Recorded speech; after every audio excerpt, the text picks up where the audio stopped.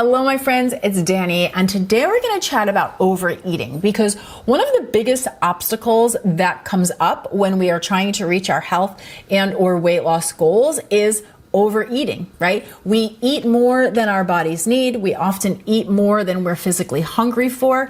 We eat more than what feels good in our body, or we simply have a desire to eat when we're not hungry. And oftentimes, simply wanting to stop overeating is not reason enough to actually help us stop overeating, right? And I have found that what is really helpful is to take some time to understand our desire to overeat, right? Like, what is the reason that we want to eat food if we're not physically hungry, or eat more food than feels comfortable in our bodies? Because when we can start to understand those reasons, then we know where to work, right? We know what needs our attention, and we know what we need to practice. Because again, as you may have heard me say before in other videos, oftentimes our health and weight loss journeys are not just a conversation about food, right? Food is definitely an important part of the journey, but often there are other things that we need to be thinking about or looking at or practicing in order to make forward progress. And I also think it's important to note that overeating is usually not as simple as just saying you don't have any willpower or you don't have any self-discipline, right? I've heard that said many a times in the past, and I personally have just not found that to be true for myself or true for clients that I work with. And so that's why in this video, I want to share 5 possible causes that may drive a desire for you to overeat, so you can just hear them out and see if any of these resonate with you. Now, the first reason you may find yourself having a desire to overeat is simply because you have become habituated to looking for external cues to tell you when to eat, right? Like, when does the latest fad diet tell you when to eat, or what time of the day is it, or what time did you have your last meal? This is often very, very true for anybody who has dieted in the past or who has followed specific eating plans in the past, because we really just fall into this pattern of going to our brains for the information, or again, looking towards external cues to tell us when it's time to eat.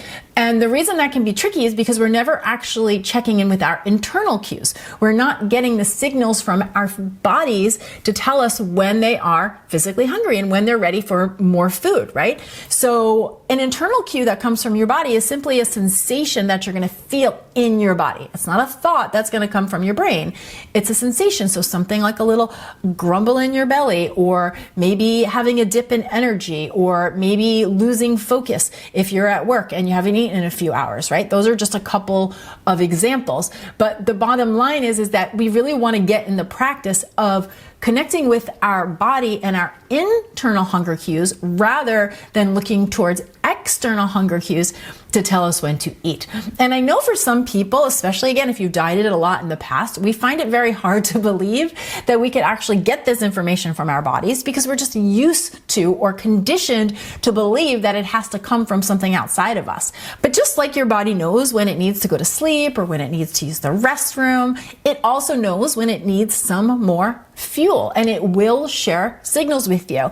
And the more you pay attention and the more you tune in and the more you practice, the better you'll get at connecting to those internal hunger signals. The second reason you may find yourself with a desire to overeat is simply that you're eating too many highly processed, low quality food choices. So not only will this throw your hormones off and make it very difficult to connect to your natural hunger cues, but if your body is not getting the nutrients that it wants from the foods that it's eating, even if it's getting enough calories, it's going to say hungry, right? I am hungry for the vitamins and the minerals and the nutrients that are going to give me the energy and the vitality that I'm wanting. This is why if you're somebody who eats a lot of highly processed foods, or perhaps you drink a big soda, or you get one of those really like sweet treat sugary drinks from a coffee shop, you can enjoy it and take in plenty of calories, but not be satisfied or satiated at all, and still feel hungry like you want to eat more food. Our bodies don't don't just want calories and energy, it wants nutrients, right? It wants those vitamins and those minerals and those antioxidants and all of the goodness that we get from the foods that we eat. And while this doesn't mean that you have to be a diehard health nut, I do find it really helpful to always ask myself, how can I level up this food? How can I take something that I really want to eat and just make a better choice? And something that helps me is simply the sentence, focus on real whole foods as close to their natural state as possible most of the time. It's just a very easy way to get your brain looking out for those foods that truly support your body. So the first possible reason you may be overeating is because you've gotten to the habit of looking for external cues instead of internal cues to tell you when it's time to eat. And the second reason is you may be eating too many highly processed, low quality foods.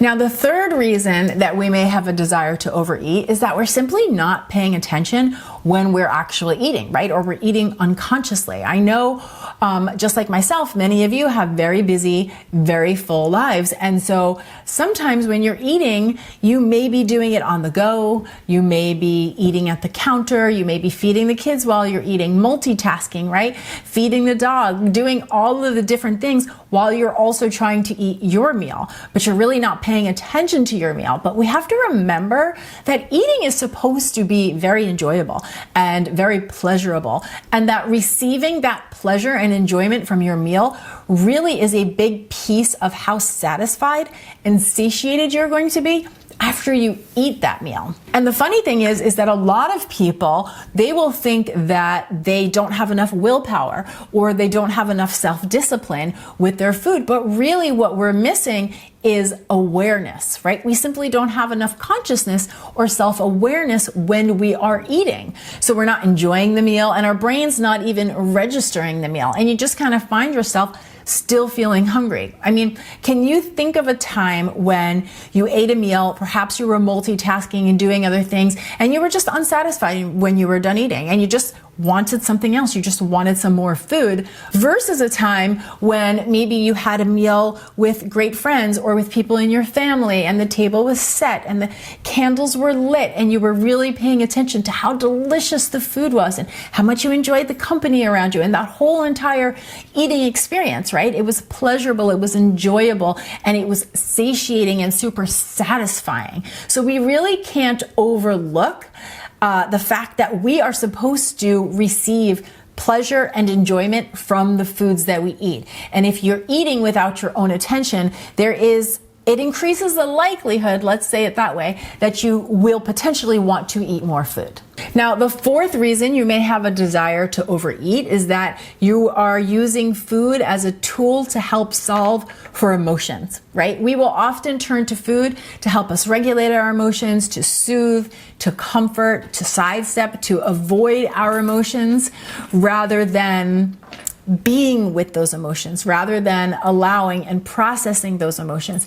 And here is the thing, when there's an uncomfortable emotion that arises, and that emotion, I think it's important to note, can be a positive or a negative emotion, right? It doesn't matter if it's considered good or bad. What matters is that you're not super comfortable with it. You're not super comfortable with the sensation of it in your body, right? It makes a lot of sense that we turn to food, because the truth is, it is very effective in the moment, right? Food is a great way to distract ourselves or to take the edge off of uncomfortable emotions. You have to remember, when we eat food, there's dopamine released in the brain. That's that feel-good hormone. So it works. The only catch is it is a very temporary fix, right?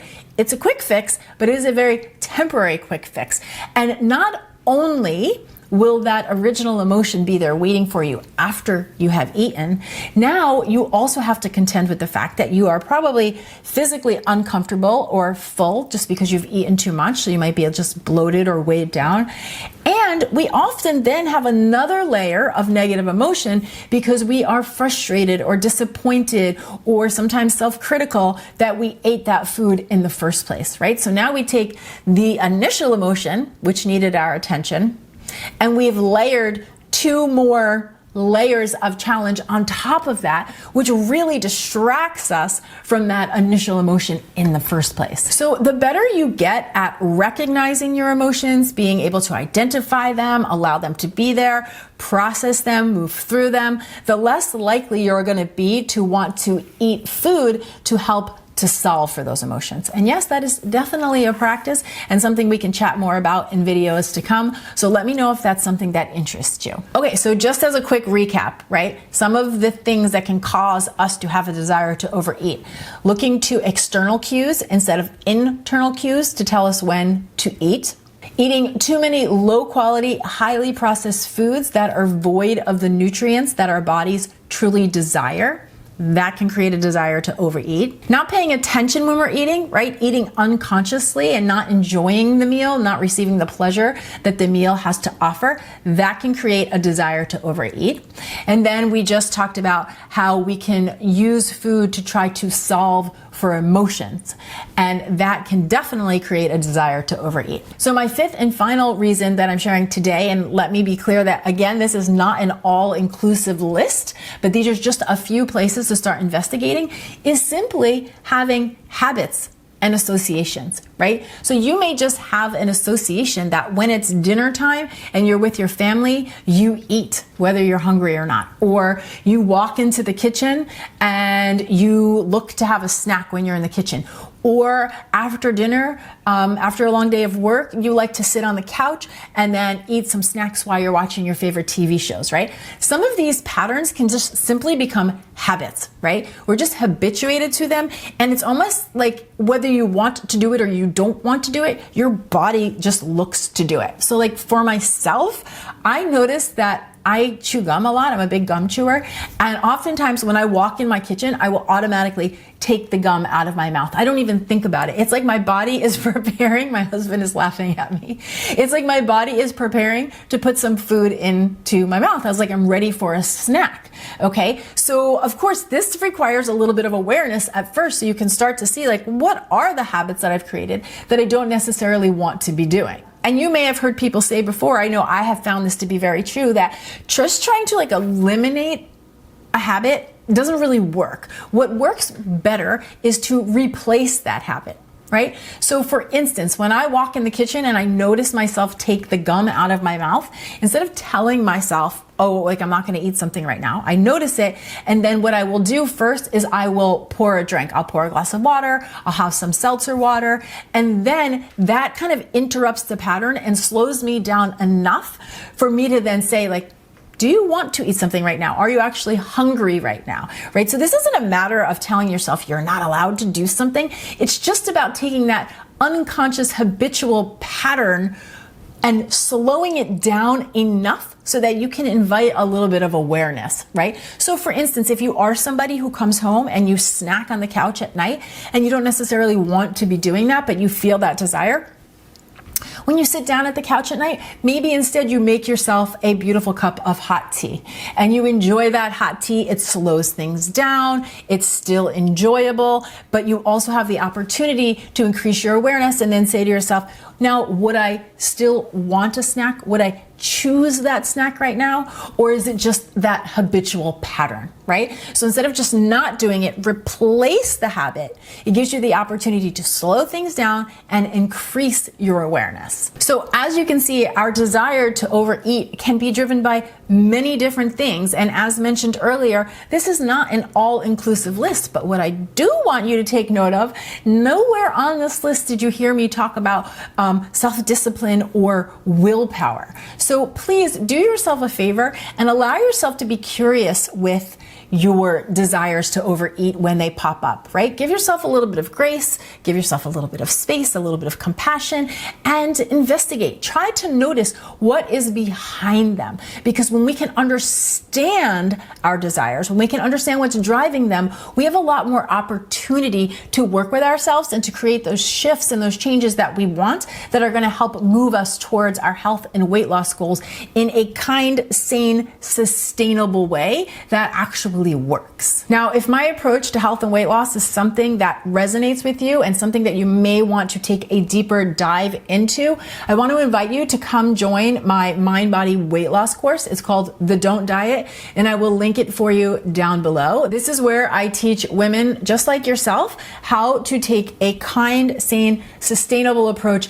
to permanent weight loss. And in that class, there are self-paced videos and lessons that you get to watch and study. I have a workbook, PDFs, journal prompts, and we also have 12 live calls where we get on these group calls and we do mini lessons and we talk through any obstacles that you may be having. So it truly is a beautiful space if you want to surround yourself with like-minded people who are working to improve their relationship with food and body so that they can reach their health and weight loss goals in a kind, sane, sustainable way. So again, I'm going to leave that link for you down in the description box below. And I want to thank you for watching. I am Dani Spies, and I look forward to sharing another video with you soon. Cheers!